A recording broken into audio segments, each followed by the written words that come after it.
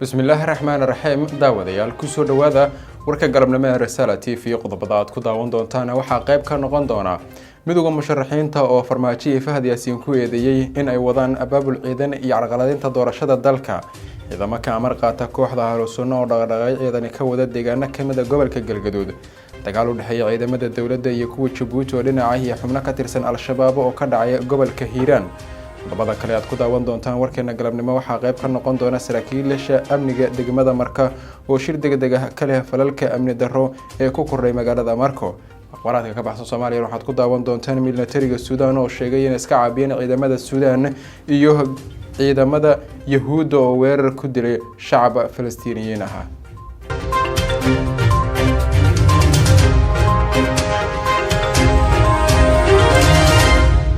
markale galab wanaagsan daawadayaal intaasi waa qodobada ugu waaweyn ee warkeena galabnimo ee Risala TV wana 26 bisha 9 September sanadan 2021 kaanigo Maxamed Cabdiraxmaan ayaa idin la socodsiin doona daawadayaal aan ku bilownay midowga musharaxiinta ayaa waxa ay madaxweyne Farmaajo iyo agaasimihii hore Nisa Fahad Yaasiin ay ku eedeeyeen in ay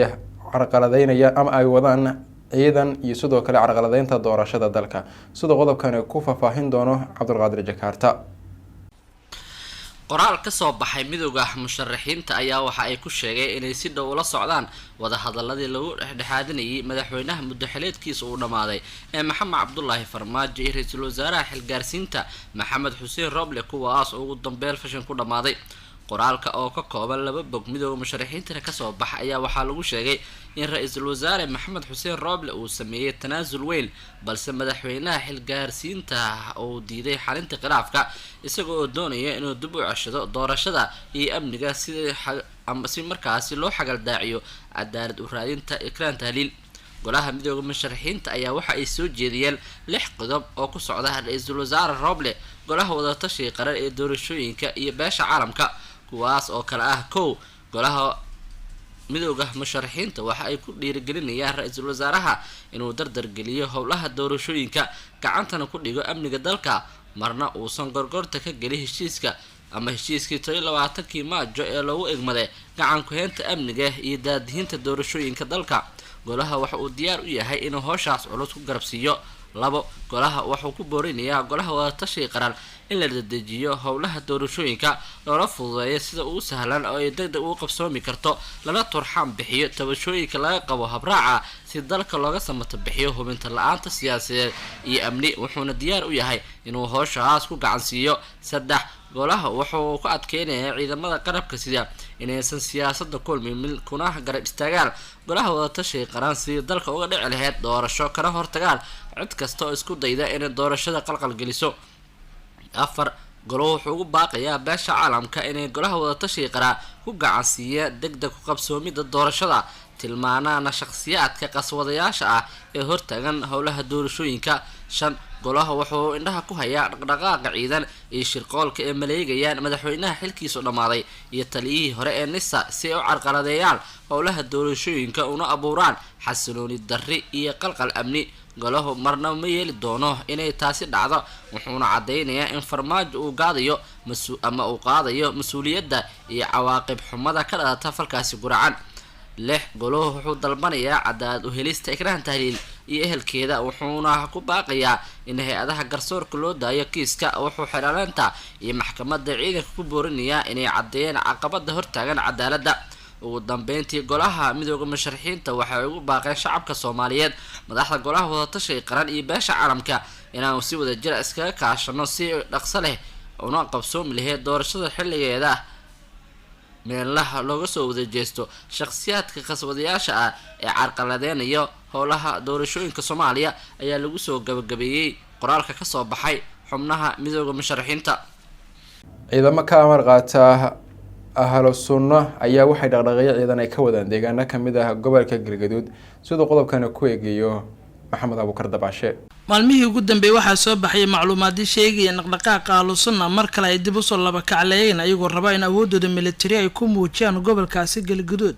taas oo si xoogaystay inkastoo maamulka Galmudug qudhooda la sheegay in wararkaas ay beeniyeen waxaana sheegaya ama macluumaadyo soo baxay la sheegaya in gobolkaasi galgaduud qeybo kamid ah gaar ahaan duleedka dhuuso mareeb ahlu sunna ay u dirtay ciidamo xoog leh oo halkaasi ku sugan. kooxda ahlu sunna ayaa mar qura lagu arkay toddobaadkii hore deegaanka huurshe halkaas oo ay kaga qeyb galayeen siyaarada sheekh yuusuf direed oo kamid ah culimada ugu waaweyn ee kooxda ahlu sunna ama wadaadada sida weyn loogu yaqaano dhulka soomaalida ah. waxaana halkaasi kasoo muuqday mar qura warbaahintu shaashadaha warbaahinta kasoo muuqday hogaamiyaha ahlu sunna macalin maxamuud iyo sidoo kale sheekh shaakir oo ah isna madaxii xukuumadda ee galmudug dhammaantood baa halkaasi kaga dhawaaqay guluf colaadeed oo ka dhan ah ururka al-shabaab. wararkan laga helayo ayaa wararka sidoo kale waxay sheegayaan in gulufka colaadeed ay ku dhawaaqeen ahlu sunna shabaab ka dhana ka sokow ay dib u bilaabeen dhaqdhaqaaqooda ciidamada iyagoo hub aruursi ciidamada ka wada deegaanka huurshe iyo deegaano kale oo dhaca gobolkaasi galgaduud oo qeybaha ugu badanba hadda dhaqdhaqaaq ay ka sameynayaan. macalin maxamuud iyo sheekh shaakir ayaa la sheegay in kulamo ay la qaateen odayaasha dhaqanka ee deegaanadaasi kasoo jeeda. inkastoo dhaqdhaqaaqa ahlu sunna uu yahay mid muuqda ayaa haddana dhanka kale wasiirka warfaafinta galmudug axmed shire falagle wuxuu beeniyey jiritaanka wararka ku saabsan abaabul ciidan in ahlu sunna ay wado wuxuuna wax lala yaabo ku tilmaamay sida wararka beenta ah u faafeen oo warbaahinta iyo weliba sidoo kale baraha bulshada loogu daayay. waa war waxba kama jiraan ayuu yiri, mana jirto awood ahlu sunna oo mar kale dhuuso mareeb ka jirta ama galgaduud oo dhan ayuu yiri wasiirka warfaafinta galmudug mar uu nala hadlay. wuxuu intaa ku darinaysan jireen saraakiil ka tirsan galmudugna ay joogaan guud ahaanba iyo ciidamada galmudug ka amar qaatay ay ku sugan yihiin inta badan gobolada mudug iyo galgaduud, laakiin ila madax bannaan ayaa xaqiijinaya deegaanka huurshe oo galgaduud ka mid ah halkaas oo mar kale ahlu sunna ay dib u bilowday abaabul iyo ciidamo xoog leh halkaasoo la arkaya ciidamo ka amar qaata labada wadaad sheekh shaakir iyo macalin maxamuud ay ku sugan yihiin. sidoo kale sheekh shaakir iyo macalin maxamuud labaduba ayaa ku dhawaaqay guluf colaadeed oo ka dhana al-shabaab taasoo dad badan su-aal ay ka keeneen awoodda ahlu sunna ee markale shabaab ay ku wajahayaan halkaa ay ka imaan doonto. dagaal u dhexeeya ciidamada dowladda iyo kuwa Jabuuti oo dhinaca iyo xubno ka tirsan al-shabaab ayaa lagu soo waramayaa inuu ka dhacay gobolka Hiiraan. cali xasan cali ayaa tafaasiisha qodobkaasi eegi doona. dagaalka u dhaxeeyay ciidamada dowladda Soomaaliya iyo kuwa Jabuuti ee ka tirsan AMISOM oo dhinac ah iyo al-shabaab ayaa waxa uu ka dhacay degmada Buulaburde ee gobolka Hiiraan. dagaalka ayaa waxa uu ka dambeeyay kadib markii al-shabaab ay weerar ku qaadeen saldhigga ciidamada ay ku leeyihiin duuleedka degmada Buulaburde, waxaana halkaasi ka dhacay dagaal la isku adeegsado ka noocyadiisa kala duwan. qaar ka mid ah dadka degmada Buulaburde ee gobolka Hiiraan ayaa waxay sheegeen inay maqlayeen dhawaaqa rasaasta isku adeegsanayeen labada dhinac ee jiraan khasaare soo kala gaaray labada dhinac iyo dad rayid ah. sidoo kale dadka ayaa waxay sheegeen inay cabsi ballaaran soo wajahday intii uu socday dagaalka maadaama ay ka baqdan qabeen inay waxyeello ka soo gaarto dagaalka. wararkii ugu dambeeyay naga soo gaaraya degmada Buulaburde ayaa waxay sheegayaan in hadda xaaladda ay tahay mid degan, waxaana dagaalkan uu ku soo aadayaa xilli toddobaadkii hore al-shabaab ee qaraxyo ku burburiyeen qaybo ka mid ah garoonka diyaaradaha degmadaasi Buulaburde. saraakiisha amniga degmada Marka ee gobolka Shabeellada Hoose ayaa shir degdeg ka leh falalka amni darre ee ku soo kordhay magaaladaasi Marka ee gobolka Shabeellada Hoose. Fuaad Maxamuud Maxamed ayaa eegi doona qodobkan faahfaahintiisa. magaalada Marka ee xarunta gobolka Shabeellada Hoose waxaa maanta kulan ku yeeshay mas'uuliyiinta maamulka degmada iyo saraakiisha laamaha amniga kaas oo lagu hadlayay amniga degmada. kulankan ayaa waxaa shir gudoominayay gudoomiyaha degmada Marka ahna duqa degmada Cabdullaahi Cali Axmed Waafo, waxaana ka qayb galay saraakiil ka tirsan laamaha amniga ururka 14aad ee kuutada 14 Oktoobar, ciidamada nabad sugidda booliska iyo gudoomiye ku-xigeenka amniga. kulankan ayaa waxaa diiradda lagu saarayaa arrimo dhowr ah oo ku saabsan xaaladda amniga iyo sidii wax loogu qaban lahaa falalka amni dara ee maalmihii dambe ka dhacayay magaalada. mas-uuliyiinta maamulka degmada iyo saraakiisha ciidamada ayaa waxaa kulanka ka soo saareen go-aano la xiriira dhanka amniga iyo sidii looga hortagi lahaa weerarada al-shabaab. gudoomiyaha degmada Marka ahna duqa degmada Cabdullaahi Cali Axmed Waafo ayaa faray saraakiisha kala duwan ee ciidamada inay dardargeliyaan howlaha sugidda amniga magaalada Marka iyo deegaanada hoostaga. kulankan loogu hadlay amniga ayaa waxa uu ku soo aadayaa xili dhawaan garaaj ku yaala magaalada Marka uu ka dhacay qarax kaas oo qaraxa ruux sheegay in uu diyaarinayay. marmarkaana wararka ka baxsan Soomaaliya ayaanu eegi doonaa. Militariga dowladda Suudaan ayaa sheegay inay iska caabiyeen ciidamada Ethiopian oo weerar ku soo qaaday sida hadalka u dhigeen militariga dalkaasi Suudaan. militariga dalka Suudaan ayaa maanta waxay sheegeen inay iska caabiyeen isku day ay ciidamada Ethiopia